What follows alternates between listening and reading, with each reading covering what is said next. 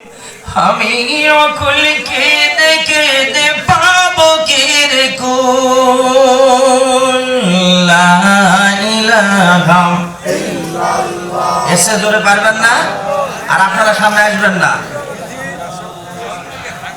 থামেন। আলহামদুলিল্লাহ, লা ইলাহা ইল্লাল্লাহ মুহাম্মাদুর রাসূলুল্লাহ সাল্লাল্লাহু আলাইহি ওয়াসাল্লাম। আপনাদেরকে কার কাছে আসতে বলেছিলাম? যদি এখানেই কথা না শোনেন তো বাহিরে গিয়ে ওয়াজের ওয়াও রাখবেন না। এই দোস্তরা, আসলে কি আপনারা রাগ করেছেন নাকি নাকি ওই পক্ষের লোক যে হুজুর আর আগাবো না? এই নগদে যদি আপনারা না আসেন তাহলে তো বাকিতে আরো কঠিন অবস্থা হয়ে যাবে। বন্ধুরা আমার, যেহেতু এট ফার্স্ট মাই লাইফ, আমার জীবনের প্রথম আমি এই মঞ্চে এসে বসেছি আপনাদের এলাকার এই কবরস্থানের মাহফিলে। এট ফার্স্ট মাই লাইফ, আমার জীবনের প্রথম আসলাম। মাগরিবের পর থেকে যত বক্তারা ওয়াজ করেছেন আর আপনারা শুনেছেন, আমার মনে হলো যে আপনাদের পেট ভরে গেছে, আর কোনো ক্ষুধা নাই। তাহলে রাস্তায় যারা দাঁড়ায় আছেন ওনাদের টার্গেট কি জানেন? যে দেখি যদি হুজুর ভালো লাগে তাহলে ঢোকবো, নাইলে ওখান থেকে বিদায়। মনের কথাটা এখন মনে বলছি, যেহেতু সুন্দর করে একটা হাসি দিয়েছেন তাহলে বোঝা যাচ্ছে যে আপনাদের ওই গ্রুপও তাই, ওই যে বিরোধী দল যারা আলাদা আলাদা বসছে। যাক, এইবার একটু এবার চিন্তা করছে, দা হুজুর আর বাংলাদেশে কি কোনো বিরোধী দল আছে? যাক, আর দুইটা মানুষ আছে, যাক এই দুইটা উঠছে, মানাবা বলেন না কেন? আর বক্তার ক্যারিয়ারই হলো আগে আগে মাহফিলকে ঠিক করা। এটাই যদি ঠিক করতে না পারি তাহলে লেকচার দেওয়ার কোনো দরকার নাই। এবার এই ফুটন্ত গোলাপের মতো যে কোরআনের বাগানে আপনারা বসেছেন, এখানে সরাসরি আল্লাহ তাআলা ডাইরেক্ট ফেরেশতা দিয়ে আপনাদের গুনাহ মাফ করার ঘোষণা করে দিয়েছেন। এখন যারা বাইরে আছে তাদের গুনাহ মাফ হবে? প্রশ্ন হয় না যে হুজুর জীবনে কত গুনাহ করেছি, সগীরা কবিরা জাহিরি বাতিনি শিরক বিদআত মিথ্যা প্রবঞ্চনা চগলখড়ি পরনিন্দা পরচর্চা। এই কোরআনের মাহফিল একটু আসলে আমার গুনাহ মাফ হয়ে গেল, এত সস্তা ওয়াজ। কি প্রশ্ন হয় না আপনাদের? আমি কি উত্তরটা বলবো? না, সবাই শুনবে না, থাক তাইলে। এবার আমার সঙ্গে আছেন কারা কারা, একটু হাত উঠায় দেখা যায়। দুই হাত, এক হাত উঠেছেন কেলা, টান টান করে বলেন নারায়ে তাকবীর। মুসলমানের কণ্ঠে নারায়ে তাকবীর। আলহামদুলিল্লাহ, হাত নামায় যায়। এবার গভীর ভাবে কথাগুলো বুঝবেন। যেহেতু এখানে মাহফিলের আয়োজন করেছেন, লিখেছেন জান্নাতুন নাঈম কেন্দ্রীয় কবরস্থানের উন্নয়ন কল্পে। গোরস্থানের উন্নয়ন কল্পে মাহফিল লেখা, এটাই তো জায়েজ নাই। কার মাধ্যমে লিখেছেন? কোন আলেম বলেছে আপনাদের? গোরস্থানের আপনি কি উন্নয়ন করবেন? এখানে যারা শুয়ে আছে তাদের রূহের মাগফিরাতের জন্য মাহফিল। এখন ঘো ঘো কইতেছেন এই কথা বলেন না কেন?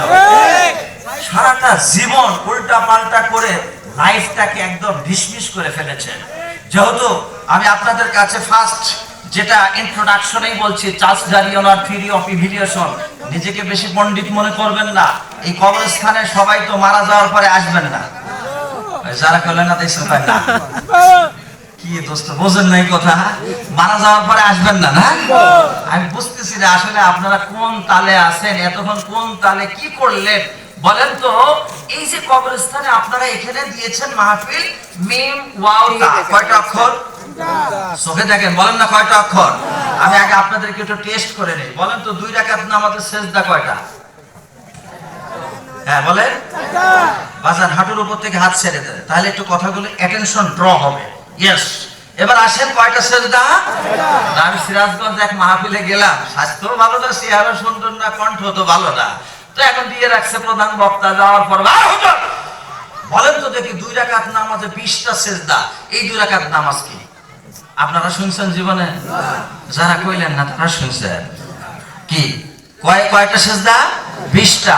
কোন 2 রাকাত নামাজে 20টা সিজদা? আমি একটু বলবো না, এখনো একমত না আপনারা? ঠিক আছে হুজুর, এনারা পরে বলে নাই, আপনি পরে বলছেন, তাহলে আমিও পরের জন্য রেখে দিলাম। খুব চালাক, পুরো চালাক আপনারা। দ্বিতীয় আরেকটা প্রশ্ন করি, আপনাকে এলাকায় নদী বা পুকুর আছে? আচ্ছা, এই নদীর মধ্যে পুকুরে যদি মহিলা লাশ পাওয়া যায়, বলেন তো এই মহিলাটা মুসলমান না হিন্দু? আরে Islam complete code of life, any how question, যে কোনো প্রশ্ন যদি কোরআনের কাছে করেন, কোরআন সাথে সাথে জবাব দিয়ে দিবে। তাও মুখ দিয়ে সুবহানাল্লাহ বের হয় না। এখনো ভ্যানের উপর থেকে নামবেন না, সিঁড়ির উপরে, ভ্যানের উপরে, রোডের উপরে, দোস্ত সামিয়ানার ভিতরে যখনই ঢুকবা সাথে সাথে জীবনের গুনাহ মাফ। জোরে বলেন সুবহানাল্লাহ। আমি অত্যন্ত দুঃখ পাচ্ছি যে মহিলারা আপনাদের চাইতে ডাবলের ডাবল। এই জন্য প্রধানমন্ত্রী মহিলা কি, আরে মিয়া ওইটি তো গেছে গা, যারা আইব হ্যাঁ ভোটটা ওদেরকেই বেশি দেয়। কি বইয়ের কাছে মরিদ হয় নাই, এরকম লোক আছে না? এখানে বিবাহিত লোক বেশি না অবিবাহিত বেশি? আমি টেস্ট করি, বিবাহিতরা বলেন তো আল্লাহু আকবার। বিবাহিত বলছি, এবার অবিবাহিত বলেন তো আল্লাহু আকবার। এই অবিবাহিত জিতে গেছে। তাহলে এবার দেখি উভয়ে মিলে বলেন তো আল্লাহু আকবার। দোকানপাটে, বাড়িতে, আশেপাশে বুঝুক যে না হুজুর লোকজন এই ওয়াজ করতেছে, কি ঠিক আছে তো বাজার? এবার আসুন আমি বলবো যে মহিলাটা মুসলমান না হিন্দু? না শুনবে না, এটাও কিন্তু পিছায় দিলেন। আর একটা প্রশ্ন করবো, বেশিক্ষণ নাই। আমি ইন্ডিয়াতে আপনাদের দোয়া, দেশের বাহিরেও কথা বলার সুযোগ করে দেন কে? আল্লাহ। তো গিয়েছি ওইখানে 12 দিন ব্যাপী এক জায়গায় মাহফিল ছিল। সেখানে থাকা অবস্থায় একজন ব্যক্তি ইন্তেকাল করলেন, মারা গেলেন। তাকে জানাজায় শরীক হয়েছি, কবরস্থানে গিয়েছি। কবরে লাশটা রাখার পর সেই ইন্ডিয়ার ইমাম সাহেব বলছে, পশ্চিমবঙ্গের, জয় মুয়াজ্জিন সাহেব इधर में आओ, कब्र के पास खड़े होकर आजान दे दो। मस्जिदे जब आजान देय, अल्लाहु আকবার আল্লাহু আকবার। আমি তো অ্যাস্টনিশড হয়ে গেলাম। আমার বাংলাদেশের কোন কবরস্থানে লাশ রাখার পরে আজান হয় না? ভাইয়ারা রাগ করতেছেন নাকি আপনারা? কোন আজান হয়? আমি বললাম হযরত আপকি মুলক में हिंदुस्तान में मैयत को कब्र में रखने के बाद आजान क्यों दीता? इंटरगेटिव प्रश्न করেছি। उन्हीं বললেন हजरत आप बांग्लादेश से इंडिया में वास करने के लिए आओ, मगर ये मसला नहीं जानता। ये आदर कर लो ना?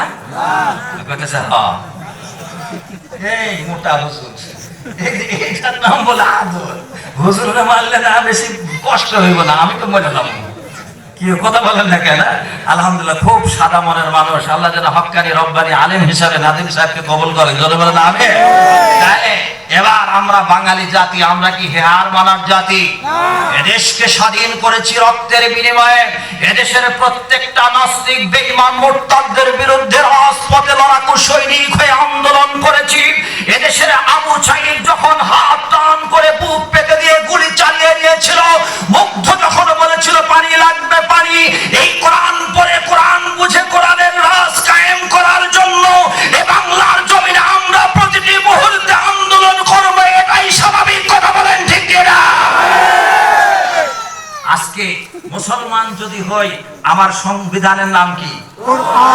মুসলমান যদি হই তাহলে সংবিধান কি?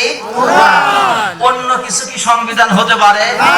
আপনার রাজনৈতিক দল যেটা আপনার ইচ্ছা করেন, আওয়ামী লীগ করেন, বিএনপি করেন, জাতীয় পার্টি করেন, ওয়ার্কার্স করেন, জাসদ করেন, টাসদ করেন, মাসদ করেন, এনসিপি করেন। লাস্ট কোনটার নাম?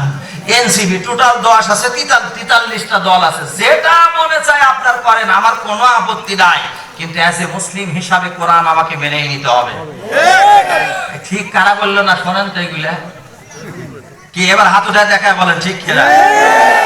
কারা কারা কোরআনের পক্ষে আল্লাহরে দেখায় দেন বলেন না? আলহামদুলিল্লাহ। এবার কি কষ্ট হইতেছে আপনাদের? যেহেতু আমি একটু আলাপ করব, সেটা হলে এই মাহফিল দিয়েছেন কবরস্থানের। কবর স্থান, কবর, কব বা র, কয়টা অক্ষর? 3টা। মিম ওয়াও তা, কয়টা অক্ষর? 3টা। তিনের উপরে দেখেন, মউতের প্রথম অক্ষর মিম, মাহবুদের প্রথম অক্ষর মিম, মক্কার প্রথম অক্ষর মিম, মদিনার প্রথম অক্ষর মিম, মেহরাবের প্রথম অক্ষর মিম, মারিয়ামের প্রথম অক্ষর মিম, কোরআন মাজিদের প্রথম অক্ষর মিম, মেরাজের প্রথম অক্ষর মিম, মুরিদের প্রথম অক্ষর মিম, মুর্শিদের প্রথম অক্ষর মিম। যে নামগুলো বলতেছি ভালো না খারাপ? টোটাল 43টা শব্দ আছে, যার শুরুতে আল্লাহ তাআলা মিম কেন দিলেন? মানুষ, একটু চিন্তা করেন। মানুষ, আপনাদের মসজিদে খাটিয়া আছে হুজুর? খাটিয়া বোঝেন তো নাকি? এর মধ্যে কেউ ঘুমিয়েছেন কখনো? একদিন মরার আগে একদিন মরে একটু শুয়ে দেখেন না, আর একটু ভেবে দেখেন, মানুষ কই যায় রে দুনিয়া সারিয়া, মসজিদের পালকি লইয়া দোলা দেয় সাজাইয়া, মানুষ কই যায় রে। কি কষ্ট হয় নাকি আপনাদের? মুসলমান খুব ভালো করে ভেবে দেখেন, এই পৃথিবী যেমন আছে তেমনই ঠিক রবে,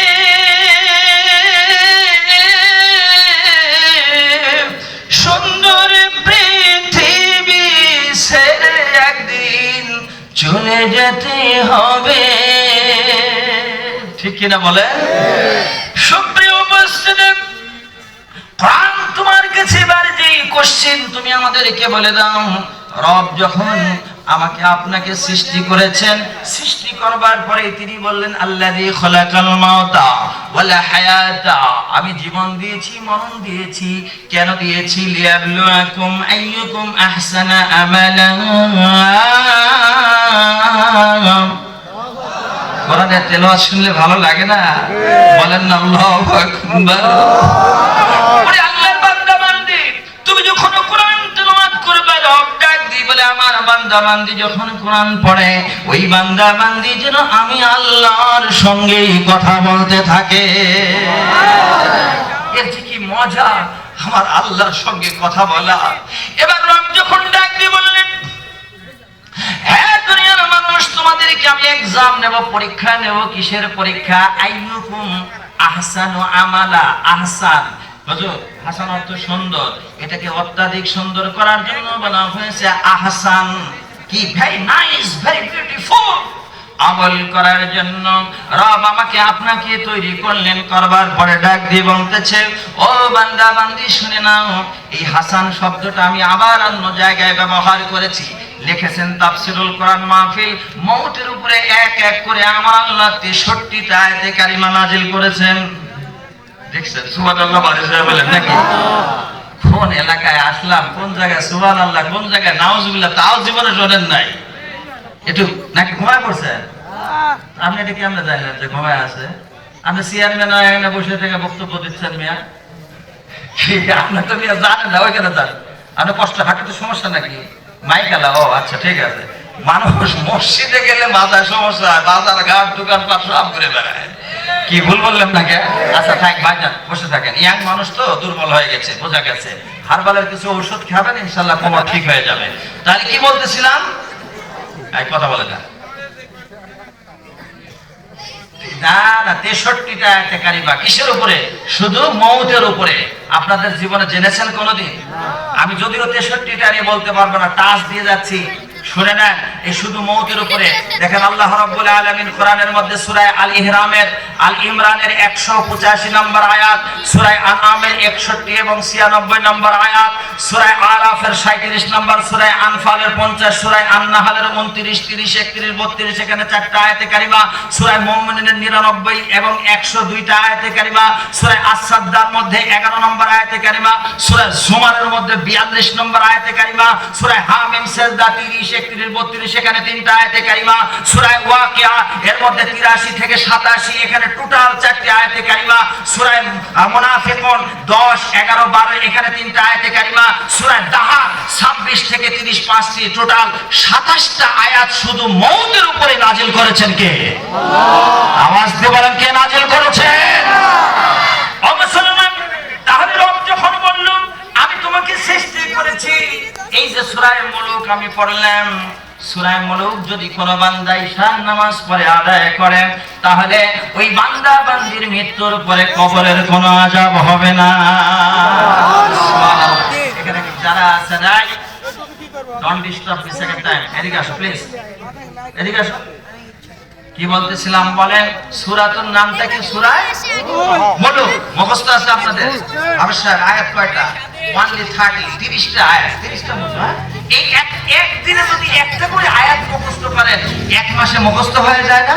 অথবা 2 দিনে একটা পড়েন, 3 দিনে একটা পড়েন, তাও তো 3 মাসে আপনার মুখস্থ হয়ে যায়, যেটা পড়লে আপনার কবরের আযাব মাফ হয়ে যাবে। এখানে আমরা যারা আছি কবরে তো যাবো না, না দোস্ত? কবরের যে আযাব এটা তো সত্য। ঈমানের যে 7টা ফরজ আছে তার মধ্যে একটি হলো কবরের আযাব, এটা হাক্কুন, সত্য। তাহলে কবরের আযাব আমাকে 100% দেওয়া হবে, সেই আযাব থেকে বাঁচার জন্য ইচ্ছা আছে? এত আসতে বললেন কেন দোস্ত? একটু বলেন না আছে? আমি এ কোরআন শপথ করে বলতেছি, পৃথিবীর কোন সুস্বাস্থ্যের অধিকারী যে যত বড় শক্তিশালী পুরুষই হোক না কেন, তার পক্ষে এই কবরে থাকা একটু সম্ভব নয়। আল্লাহু আকবার, এত বড় ভয়ঙ্কর একটি জায়গা। এই জায়গায় 3 শ্রেণীর মানুষকে একটু আযাব দেওয়া হবে না। একটু জোরে বলা যায় না সুবহানাল্লাহ?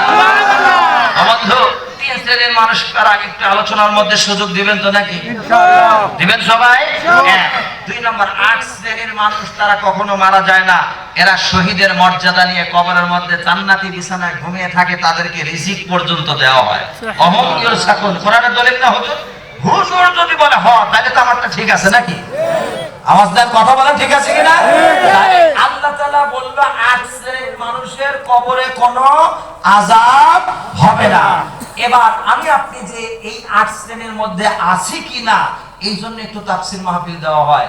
এটি কি আপনারা রাগ করে বসেছেন? অনেকে বলে কি এর মাহফিল টাহফিল দিয়ে কোনো কাজ কাম নাই, আমরা যে হুজুরে এসে বলবে আমরা সব জানি। কতটুকু জানেন তা তো আমি পরীক্ষা নিলামই। একটা প্রশ্নের জবাব দিতে পারছেন কেউ? কথা বলেন না, জানেন আপনারা? এরপরে যারা আছে চাপাবাজ কিছু, ওরা কইতেছে হুজুর ওই 3টা না জানি আর ভুলে যান। কি চাপাবাজ এরকম সমাজে আছে না কিছু? এর চাপা যদি এখানে রেল লাইন দেখলাম তো, তাই না? কথা বলবেন, এই রেলের ফিশ স্লিপার আছে না, এই ফিশ স্লিপারের মধ্যে যদি চাপাটা রেখে দেওয়া হয় আর উপর দিয়ে যদি এই রেল লাইনের চাকা যায়, একটা চাকার ওজন হলো 80 মণ। আমার মনে হয় এই যে এই গ্রুপের যে চাপা, ওই রেলের চাকা ভাঙবে, তাও ওর চাপা ভাঙবে না। কি কথা বলেন না কেন? চাপাবাজি কম করে করবেন। কোরআনের কথাগুলো যত শুনবেন তত আপনার হেদায়েতের নূর হয়ে যাবে, আমলের তারাক্কি হবে, হৃদয়ের ভিতরে আল্লাহ রাসূলের মহব্বত তৈরি হবে। কি জোরে বলেন সুবহানাল্লাহ। সম্মানিত শুনে তারিবার নাম ডাক দিয়ে বললেন, আমার বান্দা বান্দি শুনে নাও, তোমাদের কাছে আমি 27টা আয়াতে কারিমা বলেছি শুধু মওতের উপরে। কিসের উপরে? আওয়াজ দিয়ে বলেন, কার উপরে? 27টা আয়াতে কারিমা মওতের উপরে। ওরে মুসলমান, এই মওতের মালাটি যখন আমাকে আপনাকে পরিয়ে দেওয়া হবে, এই মওত থেকে বাঁচার জন্য কিন্তু কারো কোনো উপায় নাই।